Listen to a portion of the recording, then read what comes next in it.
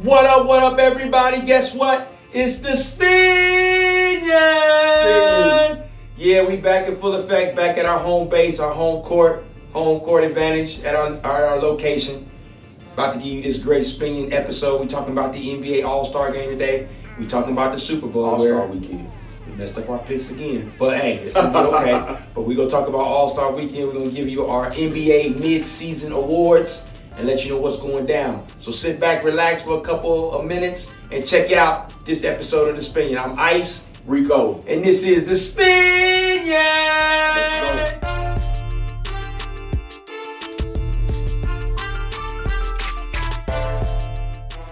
What up, it's The Spin. Of course, I'm Ice. Rico. And we about to get it down, talking out some sports news, our opinion on matters concerning sports. Once again, we always would like for you to subscribe, watch, comment, like, and most importantly, tell others about this, what's going down. So what we're going to do, we're going to add hashtags to our page. So hopefully it can, conjure up some more people to watching about this good sports spectacular special that we always showing you coming to you. You know what I'm saying? So it's going to go down like that, all right? So let's talk about the Super Bowl first. We both picked the 49ers, and we both were wrong. No fingers to point at each other. We both thought they had a talented defense. I mean, I don't know if we were wrong or it just went wrong. Yeah, I think it on both matters. That's what happened. It kind of went both ways. Yeah, fortunately, congratulations to the Kansas City Chiefs. Congratulations, actually. I mean, you earned it. You played pretty good ball. They played defense when it mattered. I thought on both sides of the ball. Yeah, they ran the ball. I thought Patrick Mahomes did well, but I thought that the running back should have got MVP though. Patrick Mahomes is going to get that MVP. Right. That's just how that was going to go. Yeah, I understand that, but I'm saying the running back, he should at least got the car. I think Patrick Mahomes should give him the car. Patrick Mahomes is getting everything. Oh man, I'm just saying, man, he was running. He surprised them because you thought they was going to try to throw the ball, and you knew that the 49ers had a formidable secondary. But then they hit him up with some run plays, and the guy made some plays out of the back. I mean, really, the running back did well, but Patrick Mahomes kind of did make up the difference. Constantly. And he took 2 picks. Outside the run. Yeah, he did throw 2 picks. Right. Yeah. So I'm just making a special shout out. He did it on his feet too. Yeah, he did do it on his feet. So that was a big thing. What went wrong with the 49ers in that game? Well, I think the first thing that can be talked about is the fact that the 49ers. They changed their identity. All year long. You've been pounding cats. All year long. The commitment that Shanahan has had to the run has been really unmatched throughout the league. Nobody has been as consistently, except maybe the Baltimore Ravens, but that's just because they were limited in running that ball. And when you saw it start to pick up momentum and it looked like those running backs were going downhill, all of a sudden it seemed as if Shanahan decided he was going to rewrite the narrative on Garoppolo, and he was going to make it about, Garoppolo being a better quarterback than people thought he was. And he was making some pretty easy throws, and he was, picking up some rhythm. But to put the game on his shoulders, that was never the game plan. It was never the game plan to say Garoppolo beat Patrick Mahomes, and that's what it ended up coming down to.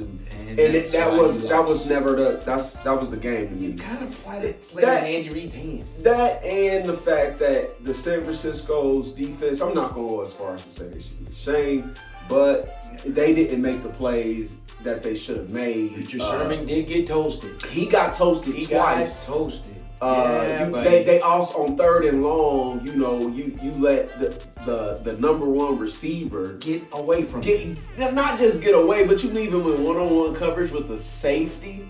I'm literally like on social media. I'm like, wait a minute, it's 3rd and long. Why wouldn't you double team him? Like, why is he wide open playing one-on-one with the safety? So I was asking, are you trying to lose the game? I believe that they were. I'm not a conspiracy. No, theory, not at all. But I just believe that when they got to where all they have to do is make a couple plays, they just handed it right over. And to Kansas City's credit, that has been the story that's just on their season. Exactly. So where do we put Patrick Mahomes' legacy at? Does this make him? Right now, it does make him the man. Yeah. So he's definitely the man. He's not in the same. Everybody's saying he's the most talented quarterback ever, and I think that's still left to be determined. I think he's the guy. He's a definite talent. It's still left to be determined. He's got a lot more Super Bowls to win before he gets there. Yeah, I think a lot of it is style of play, and people can never forget that. We talk about it all the time. Right. Andy Reid being the D'Antoni of the NFL, and a lot of that is a joke, but it's not like D'Antoni hasn't been an innovator, right? In the game, and that's what Andy Reid has been. So a lot of the opportunities that Patrick Mahomes has inside of that offense. When people say we've never seen this before, it's just because people have never been cut loose like this before. Right. But do you feel like they haven't been cut loose because they haven't had the talent around them to cut loose. Exactly. And he does have the talent. So you got to give kudos to the management. You got to give kudos to the ownership for bringing these guys and these players to make Patrick Mahomes an even better player. Not just saying he didn't have the talent, but once again, he's got receivers. He's got a backfield, and then he's got an offensive mindset and a coach that allow him to do those types of things. And then they got even smarter and got some guys on the defensive end that can sustain. That's one thing we cannot fail to mention: the Honey Badger. We cannot fail to mention him. They come Suggs in the midseason. They picked him up off of waivers. They really came through for him defensively. I mean, they played well. They couldn't stop the run. Right. They were getting ran on, but it was strange because I think they just made the right against the run. They were ranked in the 20s of the league all year, but their secondary was never all that bad all year long, and San Francisco ended up playing to their strengths. So. And I think that's what I like about it. Kansas City made you play their way. They imposed their will. Instead of you being who you are, I just don't especially know when you had the lead. I just don't know why they wouldn't be who they are. It's just the Titans had the lead. I mean, all these teams had the lead, but it still made you change what you wanted to do. The Texans had a big lead. It definitely feels like it was predestined. I definitely feel like it's definitely well deserved. Thank God Andy Reid got off that. Off the snide. Andy Reid's that's a good guy, man. Now he just needs to put his head down and try to continue, to build on. They definitely have the cachet of players that will allow them to possibly repeat. They're gonna be in the hunt. Possible. I mean, people going to make transactions. Where Brady goes is going to be very important for the Patriots' success, for the other teams. The Ravens still got Lamar Jackson and their crew, but Kansas City's still stacked. It's on. Yeah, Kansas City's still stacked, so it's on. They'll be in the hunt. They will definitely be in the hunt. So once again, they just keep continuing to work on that Andy Reid. Congratulations, Patrick Mahomes. You know what I'm saying? You did your thing, and congratulations to the Super Bowl champion Kansas City Chiefs. Moving on to hoops. Yeah. That's what we like to do. That's what we talk about a lot here. All-Star Weekend, baby. All-Star Weekend is going down in Chi-Town. We halfway there. We're halfway there, mid-season. So what we're going to do is give out the mid-season awards. The mid-season awards. So with that being said, our mid-season MVP. Who is your mid-season MVP? The mid-season MVP is... I've been struggling with this, but the mid-season MVP to me is still LeBron James. Are you serious? It is. I might stop the tape, but I'm gonna let him go on. No, to me. Okay. To me, he's still the Mind mid-season you, that's MVP. his favorite player. But come on, please. It's not about being my favorite player. Explain. It's okay. I got you. I mean, everybody's entitled. This is the Spinion. Right. It was okay. Right. So it's not that I feel like, because both players to me are equally as valuable to their team. Who is both players? Giannis okay. and LeBron. Giannis' team absolutely depends on him, and LeBron James' team absolutely depends on him. Mm-hmm. So sometimes that becomes a conversation. Do they have enough people around them? How much is that team just LeBron centric or Giannis centric? And I feel like that to me is a draw. The Lakers can't handle LeBron going to the bench. Giannis, the team depends on him, but the reality of it is that Giannis plays, I think he plays like 31 minutes or something like that a game, 31 or 30 minutes a game. LeBron plays 35 to 38 minutes a game because he literally can't stop playing or the team falls apart.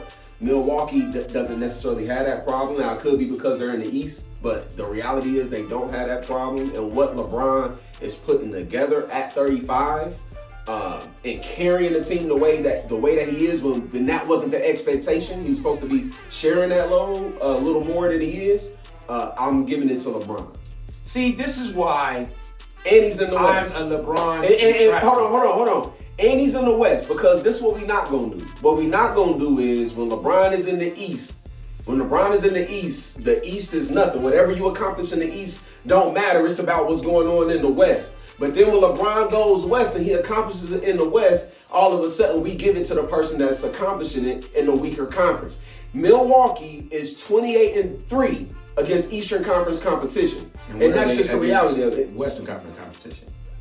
I don't know. They only lost 4 in the West. Regardless, they didn't play as many West teams. I just gave you 28. I said 28. How many games have they played? 40 something? This is my problem with but they only played the West 12, 13 times. If we're talking about the whole season, you may have got that off. And I feel you. You know. We're talking about half the season. We're talking about half the season. And in the first half of the season, it's not a question. It is a LeBron question. keeps doing. This is the same narrative with LeBron. He puts these teams together, and they rely on him because somebody doesn't come through. I don't care. This is LeBron. He's not the MVP. And anybody can comment. You should subscribe right now. The midseason MVP is Giannis Antetokounmpo. I don't know how to spell his last name. They're 40-7 head to head. They put it on him. He's averaging more points last year than he did this year. And the team that was comprised, the guys that are around him, you can't blame Giannis for. I'm not blaming him. I'm just saying the reality. I'm not blaming him. And LeBron hasn't come through in the big game so far. He lost to the Clippers. You say in the West, they haven't come through against the Clippers. They are number one in the West. They're number one in the West. And they're number one in the East. Exactly, but we it's can't a say game situation. That's fine, but we can't say now. You cannot. When LeBron was number one in the East, it didn't matter. Excuses. Ain't no excuses. That is excuse. I'm picking him as number one. Man, you not. Ain't no excuse. That's your opinion. What excuse? I'm saying your excuse is that the players around him are not doing. I didn't say it was an excuse. I said who's the general manager of the Lakers? LeBron. I don't care if they're coming through. It wasn't about that. What my points were is that Giannis plays less minutes a game from LeBron. LeBron can't sit the bench. The Milwaukee's success isn't as dependent on Giannis. It's almost a draw. He doesn't play as much minutes. And I said because he's going against Eastern Conference competition night in and night out. The East ain't better this year? Whether or not they're better, are we saying they're better than the West? They're just. I think it's just about a draw. And I think if Milwaukee goes up against whoever in the West in the finals, it's gonna be a game. I'm not saying that you can't feel like Giannis is the MVP. I'm not saying that. But if you have LeBron James, who regardless of how you want to say somebody's a fan or put in the narrative, he's taking a team that was out of the playoffs last year that restructured the whole team. So now you making an excuse? So who's the other All-Star on Milwaukee? But Milwaukee had another All-Star. They had another All-Star last year. Who's the other All-Star?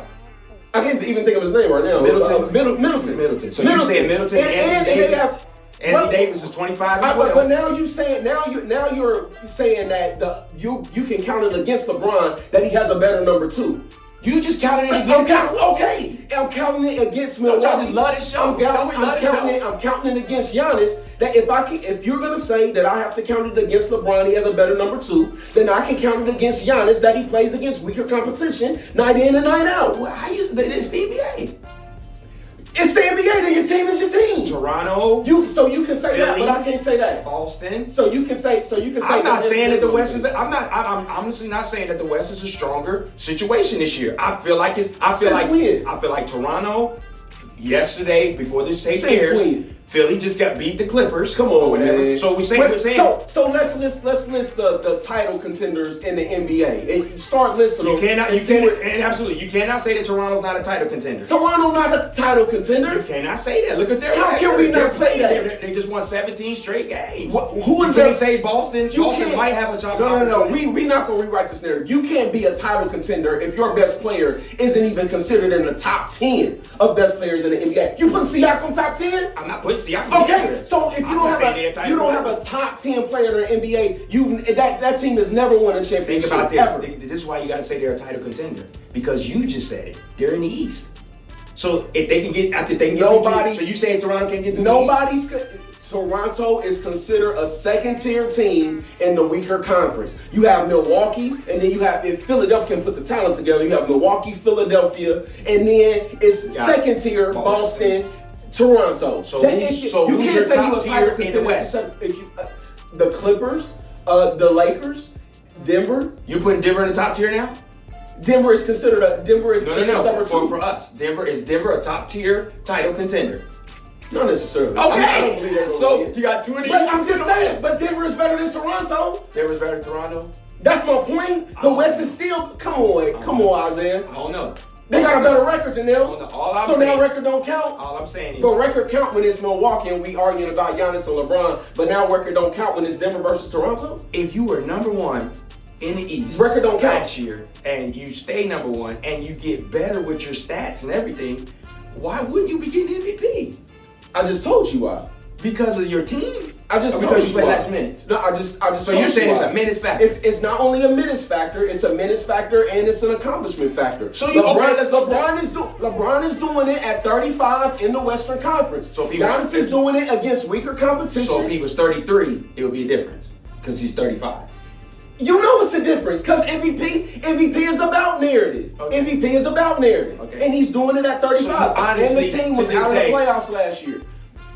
Okay, I'll give you all your other arguments. Because this is why I said not only was Giannis better than Harden last year, but the reality of it was Giannis took the Milwaukee Bucks who didn't have any expectations, right, and made them number one last year. So hold on, but this is the only thing that I'm going to argue about. I'll give you all your other points. I'm gonna take the points. Right, you're gonna take the point, but you cannot utilize the point that they was not in the playoffs last year. How come I can't? Because they're a whole different team. It's a whole different roster. I don't care. LeBron was on the team, but LeBron added 8 different players.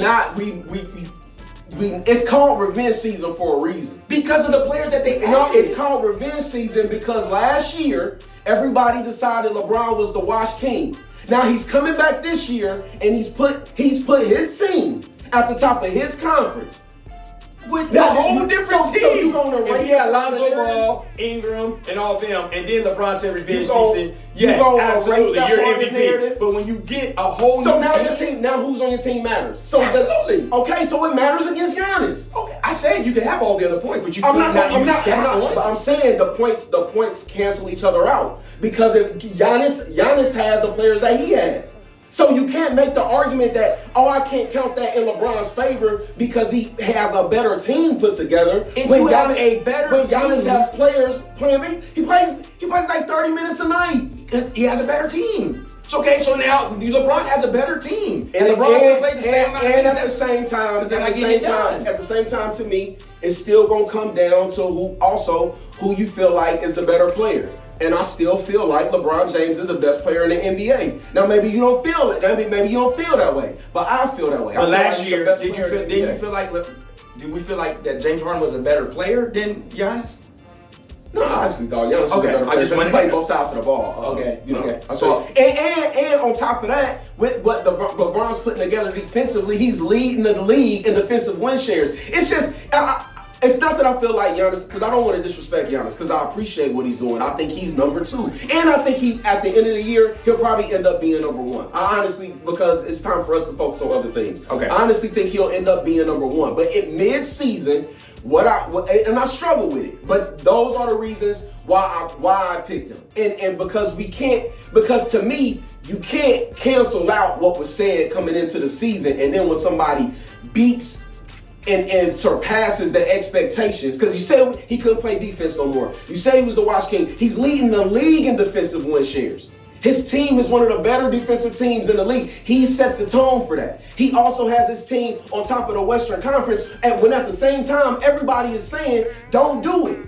Don't do it. Don't play. Don't play so hard. Don't give it what you got to give it. And he's accomplished these things, and then we don't want to give him credit at mid-season because Giannis and them are still rolling. But that's fine. But I'm giving a lot it to of that LeBron. is like it feels like it's more sympathy. Like we looking at It's not sympathy. It's accomplishment. I understand, but if you're talking about analytics and all, Milwaukee's playing great defense. They're doing everything they're supposed to do. They're trying to get back. They don't have to have necessarily a revenge season, but they have a little vendetta because they came up short where they were supposed to be. But so it matters. They're playing harder. They're playing stronger. They didn't make the major acquisitions that the Lakers made, coaching and players. The Lakers changed their whole roster and personnel from the coaches. Frank Vogel is known as a defensive mind. Jason Kidd is known as a defensive mind. The guy they got from the West, from the East, he's a defensive mind. Lionel Hollins, they're all defensive-minded guys, so you knew that their defense was going to get better. No, you didn't know. Yeah, you did. No, that wasn't the narrative. The structure. Anthony Davis is a block shot guy. What was the narrative? In the whole Dwight Howard. You're supposed to have the defensive stoppers and Avery Bradley. And the whole point MCP, was but will LeBron drag it down? Can we depend on LeBron to play defense? And turns out he's the best one. He's the best defensive player on the team. For me, because this is ours. I don't know about the situation with the media, but I never thought that LeBron was not. But when you're talking about MVP. Narrative matters when you're talking about MVP, and that's what we're talking about. So you saying it matters, but like you said, because that is the narrative. I'm not saying that Giannis don't play deep. Okay, but that's hold on. For the sake of the show, we gonna do this after the show, or whatever. We gonna move on. So his MVP is LeBron, mine is Giannis. Yeah, you can comment and let us know what you think or whatever. Emotions aside, we love each other, we brothers, whatever. But this is how we feel. It's a difference of opinion. That's what makes it such a good show. That's why you gotta watch. All right, that's why you gotta watch. All right, let's move on. So, who's our most improved? I'm giving it to Brandon Ingram. We agree. You give it to Ingram too? I tried to even think about somebody else, but I can't even see past Ingram. Absolutely. And I gotta give my reasons why, because I was on his head. Yeah, you was. Yeah, he was ready to it's not just that you can look at the box score and see he's averaging more points and affecting their win.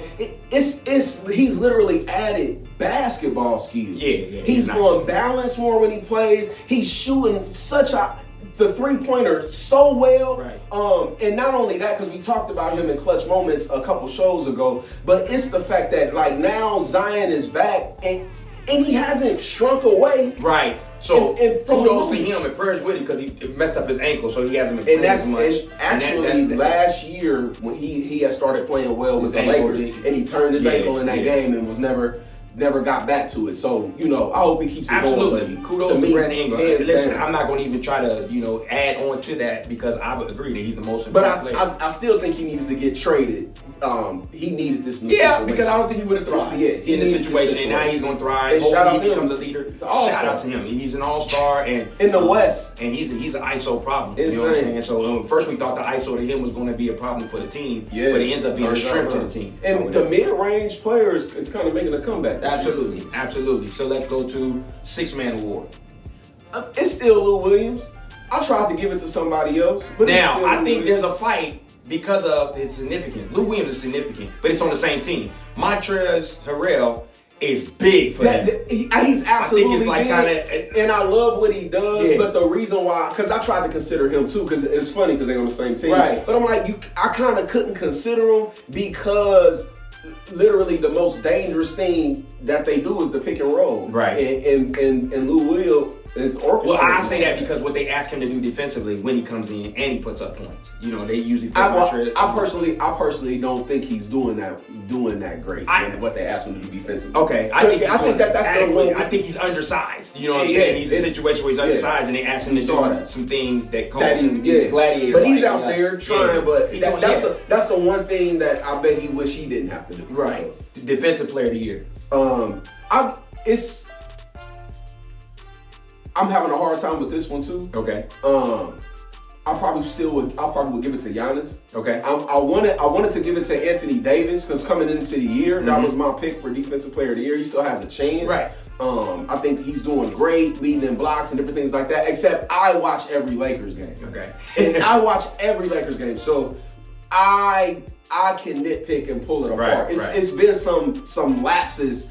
Not in his effort, but just in like rotating, just different little small things, and guarding guards on switches. I think he needs to do a way better job. I thought that he was a little bit more capable. Yeah, and maybe he is. Right. But it's been a couple injuries. You think conserving or maybe the injuries? Maybe. Because one thing I think, I don't want to get off track, but one thing I think with the Lakers overall, because the Lakers' success is literally making people like give them negative conversation because of their success. They're like, you're playing too hard. Stop winning. Basically. And it seems like they're trying to build something. I think they're trying to build something. And so they kind of walking that defensive effort back. But so I'll probably still give it to Giannis because I like the versatility. That's important. I will give it to Giannis as well. I agree. The other outlier with me was Ben Simmons because what he's doing, but I just don't think he's doing enough. I'm really, really disappointed in the Sixers right now, mid-season. They need to play like they played but the other night. Ben Simmons is not, he like for instance the other night they talking about Defensive Player of the Year. Well, Kawhi gave you 30 and he shot over 50%. So he was good on D. He was decent, but he called off screens and everything like that. And Paul George missed some shots. I think that's the reason why they end up winning the game. Ben Simmons shot like a 10-foot jumper. But we talk about defense. No, I was just saying. But I give it to Giannis or whatever. So that's what's up. Those are the awards or whatever. Now our all NBA first team. We're only gonna do NBA first team. Where we going? All right, my NBA first team is Lillard, okay, Jimmy Butler, LeBron James, Giannis, and Anthony Davis. That's my first team. Wow. And I struggle with Lillard because the team isn't having to say I'm disappointed in the team level of success. But listen, the guy's playing out of his mind. Right. He's playing out of his mind. He's playing well. I'm going to go with Luka over Lillard just because of the success of the Dallas Mavericks and how he affects their success. I'm also going with Jimmy Butler, LeBron, Giannis.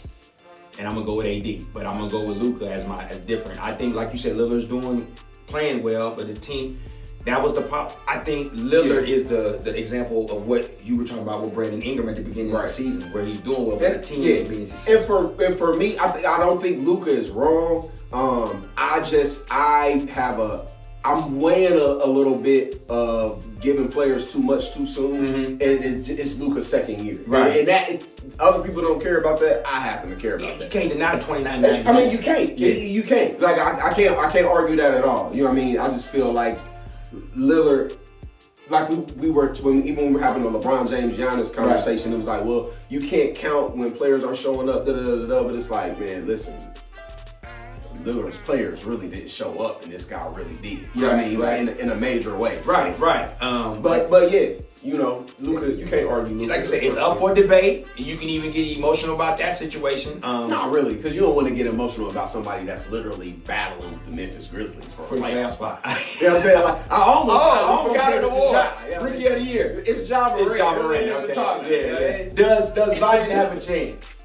No, and I can't. It's not that I wouldn't like for him to have a chance, but I'm a believer in you can't just switch it up, and I can't be talking all of this trash. Kawhi needs to play, all this load management, and then Zion comes back halfway through the season, and it's like forget everything that Ja's done. That's why Kawhi's not on our list because we're like, come on, man, you've been low managed. And he dropped a triple. Yeah, I can't. We can't do that. And he dropped a triple double. All right, good talking. So. Let's talk about all-star snubs. If there's somebody that you want to put on the team. Now, remember when you talk about snubs, and people don't put this together the right way. When you talk about the all-star rosters, if you say somebody got snubbed, you also got to remove the player who you feel like he got snubbed for, or remove a player in general. So look at your all-star rosters, and we'll post them here on our highlight section, and we look at your rosters, and then talk about who you think got snubbed. Well, first thing, if they gonna pick the teams like they picking them, they need to stop all this Eastern Western Conference. Absolutely, absolutely. Let's just do away with that. Pick 24 best players. Yeah, that's a mess. Okay. But I don't really have any all-star snubs. Okay. What I have is a new category, and I'm calling it all-star snub yourself. Okay, good. Okay, all-star snub yourself. And I have 2 people on it. Okay, good. The first person is Bradley Beal. Ooh. Sir? Yes. Sir, you had a chance to go. You had a chance to go. You could have left. Yes. But you didn't. You re-signed. Yeah. You took the money. You took the money and stayed with the bad team. And also, I need to put Devin Booker on right next to Bradley Beal. He wasn't on. I didn't write him down. But now when I'm saying the narrative, Devin Booker literally did the exact same thing. And then you put up numbers on your bad team. Yeah. Again. And now you're like, I should be an all-star this year. No, you shouldn't. Like, you did the same thing last year. I don't care that you added 2 points to your points per game average. Right. And then the next person, and this is on him, and maybe he needs to start thinking about this at this point in his career. But it's Lou Williams. You think he snubbed himself? You snubbed yourself. Ain't nobody tell you to keep playing 6 man. Lou Williams ain't gotta play 6 man. Right. He don't have to. He don't. He don't have to. They play maybe 30 minutes a game. Absolutely. But at least every night. Right. Him and but he might leave next year. Right. I don't know if they can keep my treasure next year.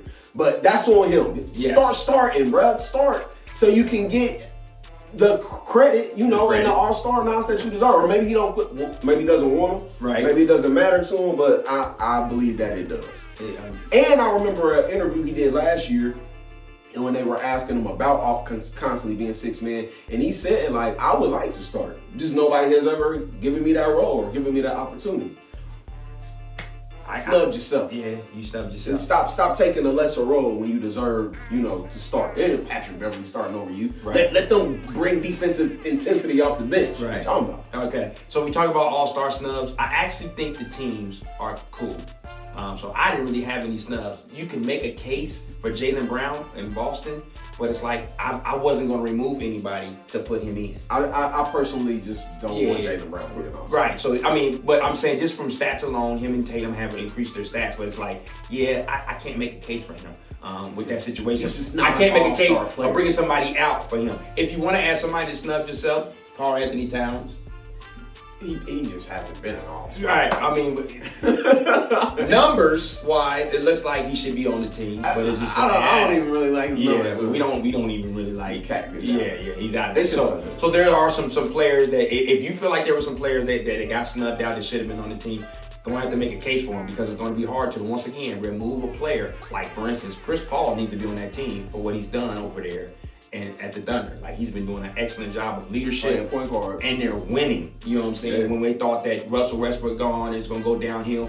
It's getting better. You know what I'm saying? Yeah. The culture and everything around there is getting better, and that's the thing. Chris Paul's not a culture killer. He's a winner or whatever. And now he's proven that true. But again, that's what I'm saying. That when that narrative flipped, we gotta talk about it. Yeah, he's proven that he wasn't the problem. Absolutely. In Houston. Absolutely. So I was happy about my man Sabonis made it. He putting up the double-double. He's got a couple triple-doubles now. So I was happy about him because I've been throwing shots at y'all like, man, y'all need to take a look at him and he's playing good basketball. So with that being said, like I said, that was an all-star situation. Now we're talking about the trade deadline that just went down. Teams are making their moves to try to, put themselves in a better position for the playoffs. All right. Out of moves that were made, what do we think were good moves and what we think were suspect moves? The most suspect move to me was Wiggins. Okay. I just don't get it. A lot of people are like, Wiggins is gonna. Don't get me started on them Warriors, boy. Man, flashbacks. Don't get me started. And then they go ask Draymond Green about leadership, leading the young. Yeah. I'm gonna bite my tongue a little bit because you's a quitter. And now they're talking about Curry coming back in March. He literally said in the interview, I'm playing for next year. Oh my God, that might have been the worst statement I've ever heard as a fan of basketball. Like you are literally looking so bad out here, and then next year everybody gonna be on the Golden State Warriors bandwagon. They're gonna be loaded. Not me. I'm off the bandwagon. I got quitters on that team that ain't putting forth their best effort. And you just got another one in Wiggins. I'm not sold on you. But the reason why you can be for next year is because they'll be loaded and he won't have to do what they thought he was supposed to do in Minnesota. I believe That's in just character, not cool, man. And I believe in character. Like I said, when I got values, man, I believe in character and heart as a basketball player, and these are two things that the narrative, the consensus opinion about him has been that he has neither. And it's interesting to me that as soon as a player goes to the Warriors, now they're gonna act like they just gonna put an IV in him and he's gonna have these things. Like, he doesn't have. Y'all letting him do this to us? We all thought he was a bad player. We talked about load management a week ago. This whole team is load managing for another season. They're low managing for another season, and nobody's saying nothing. They're giving. How do they get a pass?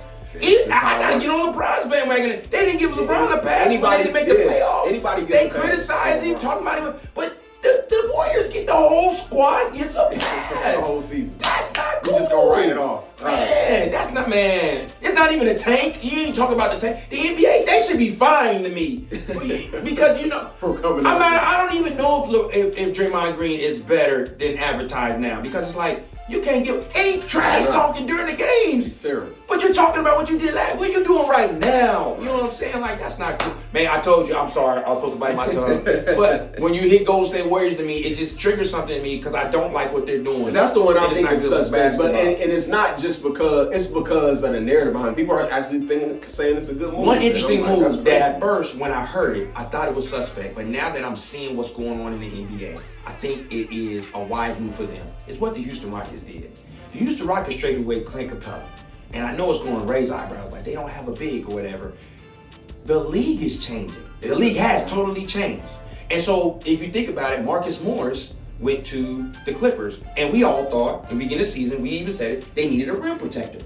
But everybody's getting perimeter-oriented players because there's not a dominant post that plays I don't think it's just so much about the dominant post. I think that people got what was available. Right.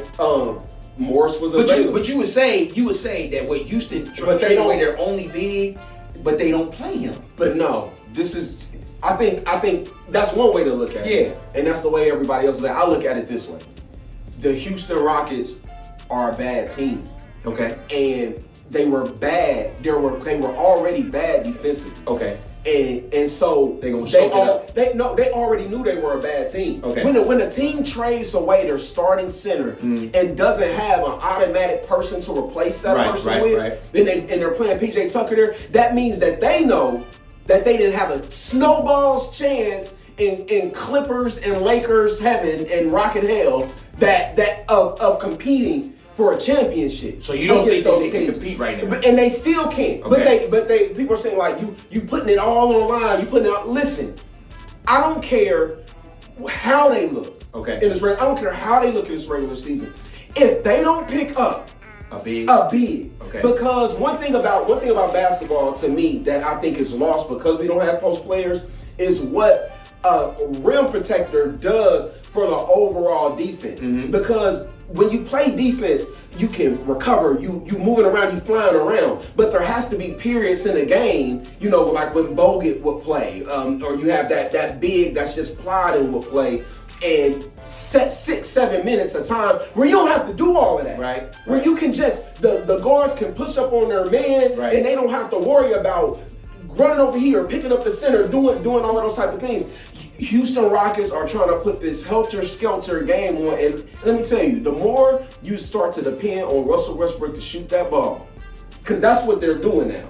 You give it to Westbrook, clear it out, let him just drive, because Harden can't even play his normal pick-and-roll basketball because you don't have a real runner. So let me ask you this. But let's look at it from this perspective.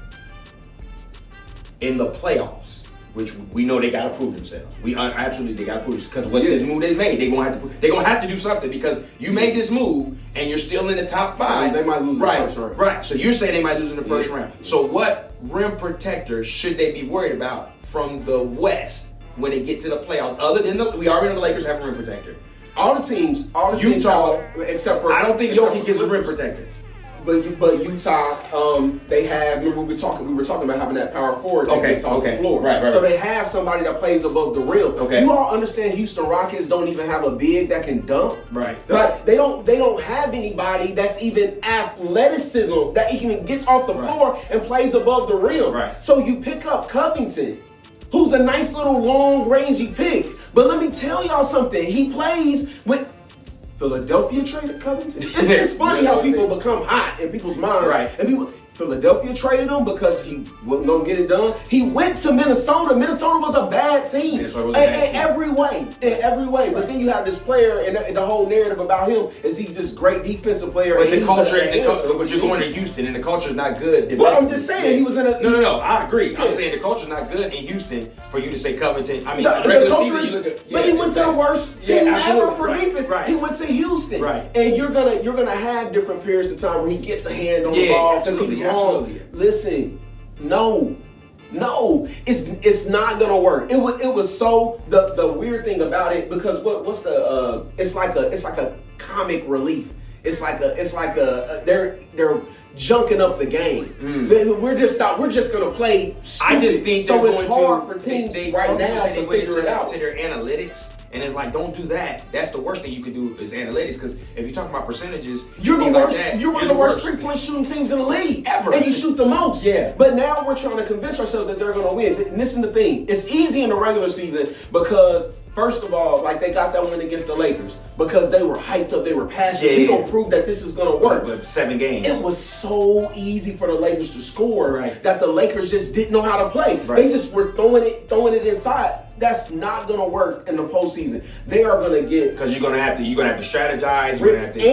And like I said, the worst thing that happened because of this chess piece, you can literally take James Harden out of the game. Right. You can just double team him off of the pick and roll because you have nobody to and say shoot because they're like, oh, just shoot. No, it's not just the shooting. You have to have a think rim it's going run. to be interesting how they're going to explain this because if Mike D'Antoni allowed it to happen, you're fired. You know what I'm saying? Well, he's already fired. You're going to pick this up off they're a bad team off the waiver wire, and there's not any bigs on the waiver wire right now because if I'm in the West, I'm taking them all. Taking them because you need them to guard the top teams. You need them against Giannis. You need them against AD. Where I feel like the Clippers, they have. Well, the pieces. The Clippers got exposed. The Clippers have the same weakness. Right. Now, at least they have a big body. Right. But that's not their best player, so they have to come in with Harrell. Right. And like when they have to go up against Embiid, and even just the taller Ben Simmons of the world playing against Philadelphia, it was tough for them. Yeah, absolutely. You know what I mean? Absolutely. But they feel like they can grind you from the perimeter. From the perimeter. And their perimeter guys are defensive minded. Yeah. They're way more better defensive minded than Houston. So you're saying, well, the Clippers don't have enough. The Clippers defense and Houston's defense are they're not comparable. Their philosophies on defense, how they defend. Yeah, but they about just as bad as each other at the rim, though. They're about just as bad as each other at the rim, but the Clippers saying you might not get to the rim on us, whereas Houston might open the door and say, here, come to the rim, because we're going to get the ball back and we're going to go back down your throat. I think Houston wants to make it a old school style. Kurt Richardson put it on. Yeah. So you just going to go back and forth. So it's going to be very interesting, these trades that were made. And they don't shoot good enough. I tell you what's another big move. I don't know. It's not going to get them. It'll get them to the second round. They might surprise them. That Jordan Clarkson move in Utah. Earlier in the season, they needed that scoring off the bench. And matter of fact, if he would have got there earlier, he might have been in the running for Sixth Man of the Year because he can flat out score. I'm glad they put it together because I called them out last time. I called them out. Not a question. The NBA is going down, and it's basketball season, so it's a lot to talk about. Season, baby. All-Star weekend. Basketball season over, and NCAA it's time to turn up, man. NCAA basketball pick up. So let's go. Be on the lookout. Stay tuned. The spinion's going down. It's been a great episode once again today. We look forward to meeting with y'all in the upcoming weeks. Let us know how you feel. Comment, subscribe, tell others about what's going on here. The Spinion is going to be that new phenomenon, that new show everybody's going to be looking to for some great sports talk. All right. Thank you for watching. I'm Ice. Rico. It's the Spinion.